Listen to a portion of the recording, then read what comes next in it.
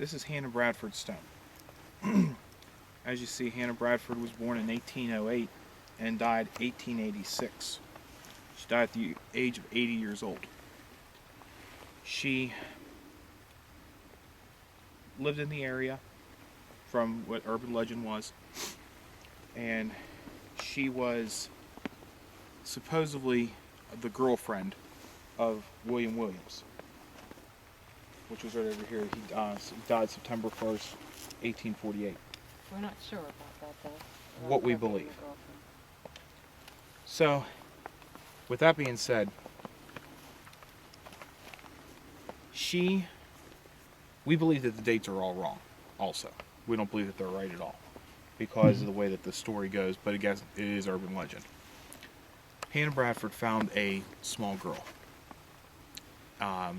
at the age of 7, whenever she was 72 years old. She raised this young girl as her own, told everybody it was hers, that she had this child. Well, we all know at the age of 72 you can't have a child. So as she moved along, in these years and age, they believed that she was a witch. And as believing that she was a witch, she was put on trial, and then she was murdered. She was supposedly hung from this large oak tree back here in the back of the yard. Years later, Hannah Bradford's boyfriend, which we believe is William Williams, was taking care of the small child, which was a blonde-haired, blue-eyed little girl. She kept on asking where her mommy was for years. And finally he said, "I'll show you where your mommy's at." Brought her to this stone, and this is the last thing she saw before she was killed.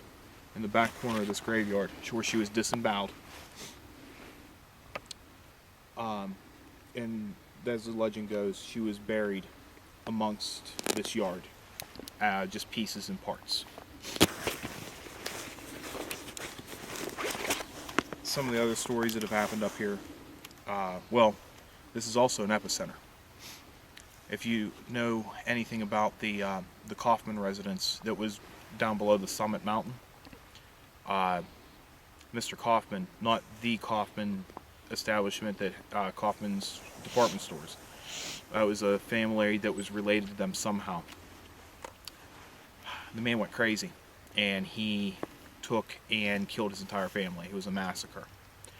In 1978, Mr. Bird went nuts at the corner of Choctaw Ohio Road and Route 40, where he was sniping people as they were driving by on Route 40. If you go about 4 or 5 miles behind me, there's a bridge where they used to hang slaves. If you go back about a mile, you'll go to the Mr. Gallagher's house, where he himself actually killed his entire family. And if you plot it out on a map, this cemetery is the center of all of it. All these evil things that have happened. Things that have happened to me up here. We were up here one night with my old group, and we were standing in this area, and all of a sudden we heard footsteps running. It sounded like an animal, so we started flashing our lights around the edge, and this black dog was circling the yard. Looked like a black lab, so we didn't pay any mind to it. Well, the dog kept getting closer and closer and closer. Finally, it had us in this little area, and it just kept on running around us. So the leader of the group said, "Fire a round into the ground to scare the dog off," and it wasn't close enough for me to actually do that, because if you fire a round off, then you attract a lot of attention to yourself. We didn't want to do that. So we started leaving the yard. As the dog started following us, we stayed in our tight group, and it kept on circling us all the way out to where the cars are. And whenever we got in the vehicle, we started taking and looking at the pictures, and there was no dog in the pictures. Wow. But he did take one more picture inside the vehicle, and it got a glimpse of the rearview mirror, and the dog was standing in the rearview mirror behind us. Not in the picture, but behind us in the mirror. I didn't really believe in spirits at one time, and over on this side of the yard, where you would walk in, do a thing called calling out the spirits, known to try to make them angry so that they'll do something. And I did just that, and I had a very close encounter with one of the spirits by grabbing me and throwing me through the air. And I was with nobody around. My friend Jeremiah was looking at me like I was crazy when it happened, because I flew and landed. We left really quickly after that.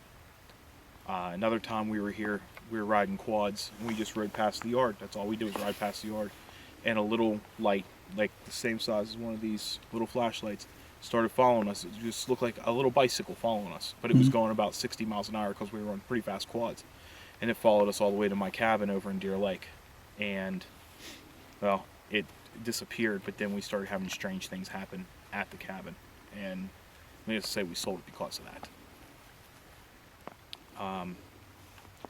Got some of the crispest EVPs you'll ever find.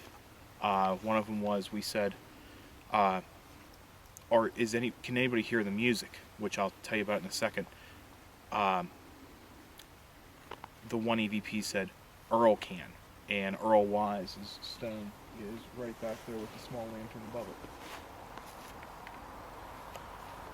it. The reason behind the music is, we were up here another night, and we heard the sound of drums, native music from the Indians. And it went on for about an hour. And then finally it just disappeared. Whenever we could hear a train in the distance come. And that's whenever it stopped. But that's the recourse to the music that I was talking about. I have also, like I said, provoked the spirits. Somehow my name got carved in the oak tree that's back there. I did not do it. If we can, we'll go over there later.